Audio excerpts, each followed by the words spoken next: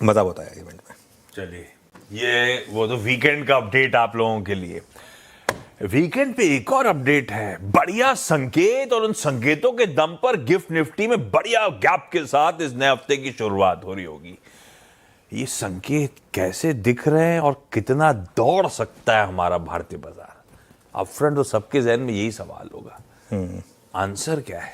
Answer ये है कि आज बाजार में तेजी का चौका है। हाँ। आज नहीं चले तो फिर मतलब कुछ दिक्कत है। आज बाजार के लिए एक के बाद एक अच्छे संकेत हैं, और अगर आप ध्यान दें, मैं आज के लिए भले ही लोगों का टेम्पटेशन हो ग्लोबल क्यूज या फिर ट्रेड डील डिस्कस करना, मेरे लिए आज मैं शो की शुरुआत भी उसी से करूंगा। सबसे इंपॉर्टेंट क्यू था वीकेंड पर एसबीआई के नंबर्स। सैटरडे को जो एसबीआई के नंबर्स आए, हर पैमाने पर एक्सीलेंट, मतलब आई पॉपिंग नंबर। देखना पड़ता था कि मतलब अगर आपके पास एसबीआई है तो बस आप वेट कर रहे हैं कि 9:15 हो जाए। और आपको याद होगा, हमने आई थिंक पिछले हफ्ते बात की थी कि एसबीआई के नंबर्स अच्छे होंगे। आप मतलब स्टॉक बता रहा है, स्क्रीन कह रही है कि एसबीआई के नंबर अच्छे होंगे, तो इसके लिए कोई उसमें डाउट नहीं है। और आज अगर बड़ा गैप अप हुआ, आपको सर्किट में लग जाए तो मुझे हैरानी नहीं होगी एसबीआई में आज। मैं मतलब हो सकता है बहुत लोगों की बात बोल्ड लगे, लेकिन वाई नॉट, जब इतने अच्छे नंबर हैं तो। दूसरा बड़ा अच्छा क्यू है एफआईआईस की कैश मार्केट में वापस बाइंग है। थोड़ा सा ये मेरे लिए एक इम्पॉर्टेंट रहेगा। हालांकि इंडेक्स फ्यूचर्स में और स्टॉक फ्यूचर्स में सेलिंग है, लेकिन कैश मार्केट में बाइंग है, तो ये पॉजिटिव है। तीसरा है ट्रंप जो ट्रेड डील की कॉन्टूर्स डिस्कस हुए। अभी आप कुछ सुन भी रहे थे लक्ष्मण जी का वो इंटरव्यू पीयूष गोयल जी के साथ, कुछ देर में दोबारा प्ले करेंगे उससे। वो एग्जीक्यूटिव ऑर्डर साइन करके 25% पेनल्टीज उन्होंने हटा दी है। अब वो एक थोड़ा सा एक टीस रह गई कि अभी भी 25 है, 18 हुआ नहीं है अभी। वो अगले 3-4 दिन में शायद होने के चांसेस रहेंगे। वैसे भी मार्च मिडिल तक तो पूरी ट्रेड डील एप्लीकेबल ही हो जाएगी, ये मिनिस्टर जी ने खुद कहा है, तो उसमें कोई दिक्कत नहीं होनी चाहिए। और चौथा, ग्लोबल मार्केट में एक बड़ी रैली हुई है। देखिए, हमको ना ग्लोबल मार्केट में, और एक और चीज़ इंटरेस्टिंग थी, फ्राइडे को हम खराब ग्लोबल मार्केट के बीच में भी चल रहे थे, मेटल्स नहीं गिर रहे थे, तो कहीं ना कहीं से एक साइन वहाँ से भी था। और हमको क्या ना, हमको अमेरिका का कोलैप्स नहीं चाहिए। अमेरिका ना चले तो भी चलेगा, थोड़ा गिर जाए तो भी चलेगा, एकदम वो गंदा वाला कोलैप्स नहीं चाहिए जो 2-3 दिन से साइन बन रहे थे, तो वो एक पॉजिटिव है। तो निफ्टी के लिए 25,800 को क्रॉस करने का और उसके ऊपर बंद होने से बेटर और कोई दिन नहीं हो सकता, आज से बेटर। और पिछले हफ्ते भी हमने यही नजरिया लिया था कि अभी भी मार्केट का ट्रेंड जो है वो बाय ऑन डिप्स का है। एक दिन में अपनी वो थॉट प्रोसेस ना बदलें, लेकिन हर चीज़ विद द प्राइस एक्शन। एक है व्यू, एक है प्राइस एक्शन। आज का प्राइस एक्शन, आज अगर ये गैप अप फेल हुआ तो नेगेटिव होगा, लेकिन मेरा बेस केस ये है कि आज ना सिर्फ हम 25,800, बल्कि मुझे हैरानी नहीं होगी अगर हम 26,000 भी क्रॉस करें। तो ये एक बेस केस में लेके चल रहा हूँ, बाकी let's see what market decides. Interesting. तो ये 4 बेहतरीन क्यूज भारतीय बाजारों के लिए, और इन क्यूज को देखते हुए लग रहा है लॉजिकली 25,800 के ऊपर हमें बंद होना चाहिए। खैर, समीकरण, इसी जो क्यूज की चर्चा हुई थी सबसे इंपॉर्टेंट है, इन पे डिटेल में बातचीत करेंगे, समझेंगे, और उसके बाद आज के सेशन की अप्रोच डिटेल में बनाएंगे। लेकिन शुरुआत कर दी जाए मंडे की टॉप हेडलाइंस के साथ। हर सुबह की करें शानदार शुरुआत, सबसे सॉलिड रिसर्च, सटीक सलाह, बेहतरीन ट्रेडिंग आइडियाज और साथ में मुनाफे वाली रणनीति। कीजिए मुनाफे की तैयारी हमारे साथ। देखिए सीएनबीसी आवाज मोतीलाल ओसवाल स्टूडियो से लाइव।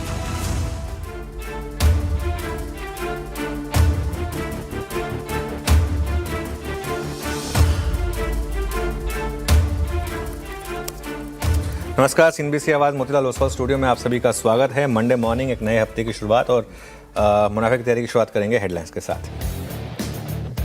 भारतीय बाजारों में दिख सकती है आज तूफानी तेजी। एसबीआई के हर पैमाने पर शानदार नतीजे, एफआईआईएस की कैश में जोरदार खरीदारी, यूएस इंडिया ट्रेड डील के पॉजिटिव डिटेल्स, और ग्लोबल मार्केट्स में अच्छी रैली भर सकती है जोश। गिफ्ट निफ्टी में करीब 180 पॉइंट की तेजी। तीसरी तिमाही में एसबीआई ने हर पैमाने पर पेश किए बेहद शानदार नतीजे। अनुमान से ज्यादा 25% बढ़ा बैंक का मुनाफा, ब्याज से कमाई 9% बढ़ी, एनआईएम्स 3% से ज्यादा हुई। तिमाही आधार पर एसेट क्वालिटी में सुधार। बैंक ने FY26 के लिए क्रेडिट ग्रोथ गाइडेंस की रेंज 12 से 14% से बढ़ाकर 13 से 15% की। नतीजों के बाद ब्रोकरेजेस भी बुलिश। CLSA का 1275 तो जेफरीज का 1300 का टारगेट। डॉलर की नरमी और यूएस ईरान के बीच बढ़ते तनाव के बीच सोने ने किया बाउंस बैक। कॉमेक्स पर सोना फिर $5000 के करीब, चांदी भी करीब 4% चढ़कर $80 के पार। जहाँ तक 18% रेसिप्रोकल टैरिफ है वो तो लगभग अगले हफ्ते एग्जीक्यूटिव ऑर्डर आ जाना चाहिए। मिडिल ऑफ मार्च या 20 तारीख मार्च के आसपास इसको हमें पूरी तरीके से लागू करें। भारत यूएस के बीच अंतरिम ट्रेड डील का ऐलान। 50% से 18% ड्यूटी घटाने का फैसला अगले हफ्ते से हो जाएगा लागू। CNBC आवाज से एक्सक्लूसिव बातचीत में उद्योग एवं वाणिज्य मंत्री पीयूष गोयल ने कहा, मार्च के तीसरे हफ्ते तक पूरी तरह लागू हो जाएगी डील। मक्का, डेयरी और GM फूड आइटम्स पर नहीं दी गई कोई छूट। अमेरिका एक्सपोर्ट होने वाले स्मार्टफोन पर जारी रहेगी जीरो ड्यूटी। डील के बाद अब जेम्स और डायमंड पर भी ड्यूटी हुई खत्म। CNBC आवाज से एक्सक्लूसिव बातचीत में पीयूष गोयल ने कहा, टेक्सटाइल इंडस्ट्री के लिए दुनिया में खुला बड़ा बाजार। अमेरिका ने जेनेरिक फार्मा प्रोडक्ट पर भी जीरो ड्यूटी करने का दिलाया भरोसा। अमेरिका ने रूस से तेल खरीदने पर भारत पर लगाई अतिरिक्त 25% ड्यूटी वापस ली। शर्तों के साथ एग्जीक्यूटिव ऑर्डर जारी। तेल खरीदना शुरू किया तो फिर ड्यूटी लगेगी। दोनों देश नॉन टैरिफ बैरियर हटाने पर सहमत।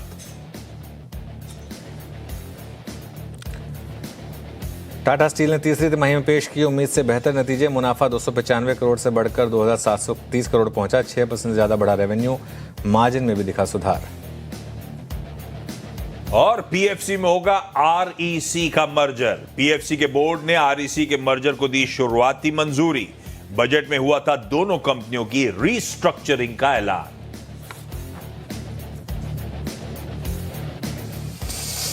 ओके, चलिए शो की शुरुआत करेंगे और आज का सबसे बड़ा क्यू मेरे लिए है SBI।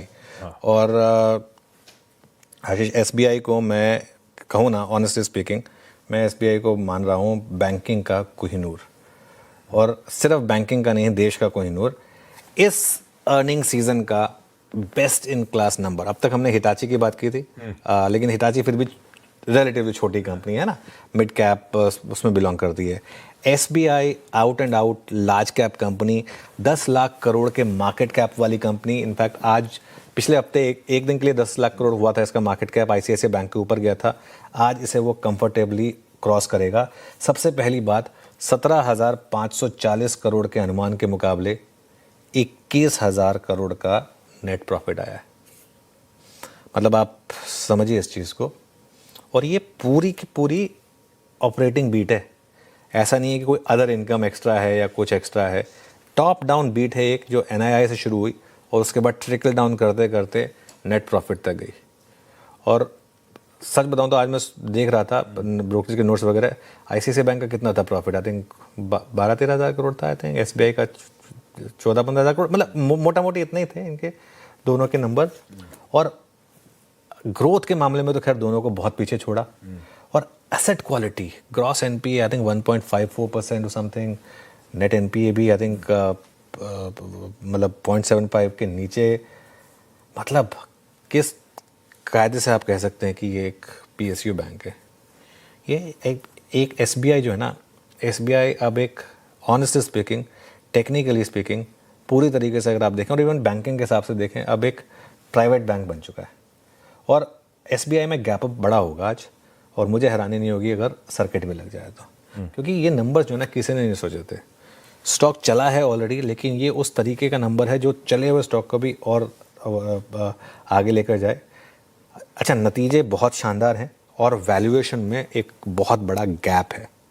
मैं आपको वैल्यूएशन दिखा रहा हूँ। ICICI बैंक अब लीडर है क्योंकि पिछले 3-4 साल का ट्रैक रिकॉर्ड है इसके लिए।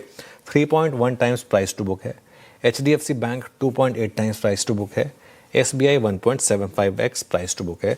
SBI के इतिहास की अब तक की बेस्ट वैल्यूएशन है SBI की, लेकिन इसके कोई मायने नहीं है। मेरा ये मानना है कि SBI की वैल्यूएशन आज की डेट में HDFC बैंक से ऊपर होनी चाहिए।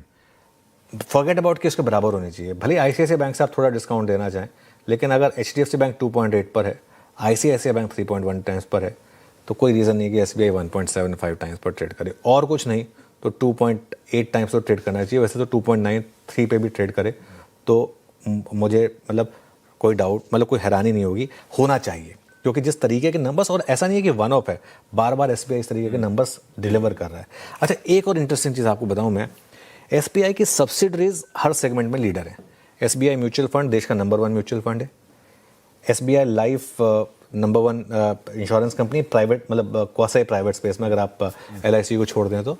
और ये सब के सब लीडर्स हैं। एसबीआई म्यूचुअल फंड अभी लिस्टेड नहीं है, लेकिन अगर आप अनलिस्टेड मार्केट में देखें और बाकी की अगर आप सब देखें तो उस हिसाब से अगर पिछले हफ्ते भी हमने एक पॉजिटिव व्यू लिया था एसबीआई पर, हमारी बात भी हुई थी कि स्क्रीन बता रही है। और एक बात, अगर आपके पास है तो बेचने की गलती मत करें, क्योंकि लोग एक दूसरे के ऊपर लाइन लगा रहे होंगे खरीदने के लिए, तो आप क्यों बेचें? सिंपल, अगर आपके पास है तो बने रहें। और ये आई थिंक 550-600 से एक हमारा व्यू रहा है इसके ऊपर, और वो वन वे तेज़ी का। आई थिंक एक भी दिन ऐसा नहीं आया जिस पे एसबीआई में हमने नेगेटिव व्यू लिया हो, सेल बुक का व्यू लिया हो। पिछले कई महीनों से पॉजिटिव बात रखी है लगातार। और अगर नहीं है तो गैप अप के बाद भी लें, जैसे जो बात मैंने हिटाची के लिए कही थी कि गैप अप के बाद भी लें, कोशिश करें प्री ओपन में मिल जाए। तो एक ऐसा स्टॉक है जो आपको शायद ट्रेडिंग में भी पैसा बना के दे, इन्वेस्टिंग में तो बना के देगा ही, उसमें तो कोई डाउट किसी को होना नहीं चाहिए। क्योंकि यहाँ से और कुछ नहीं तो अगर ये वैल्यूएशन गैप भी कवर हो जाए तो 40% की रैली अपने आप हो जाएगी। तो 10% महंगा भी अगर आप ले रहे हैं तो उसमें कोई दिक्कत नहीं है। तो ये मैं आज जानबूझकर सबसे पहले इसको कवर करना चाहता हूँ, क्योंकि एक बार मार्केट खुलेगा ना, उसके बाद देख लेना आप सारी की सारी जो कवरेज है ना वो एसबीआई का अराउंड होगी। इसके लिए सबसे पहले हमारे व्यूअर्स को हम इसी पर तैयार करना चाहते थे। बिल्कुल ठीक। तो ये आपने जो 4 संकेत गिनाया तो जो सबसे प्रोमिनेंट यही था, और ब्यूटीफुली एक्सप्लेन्ड क्यों एसबीआई इतना इंपॉर्टेंट आज के डिस्कशन का पार्ट जो बात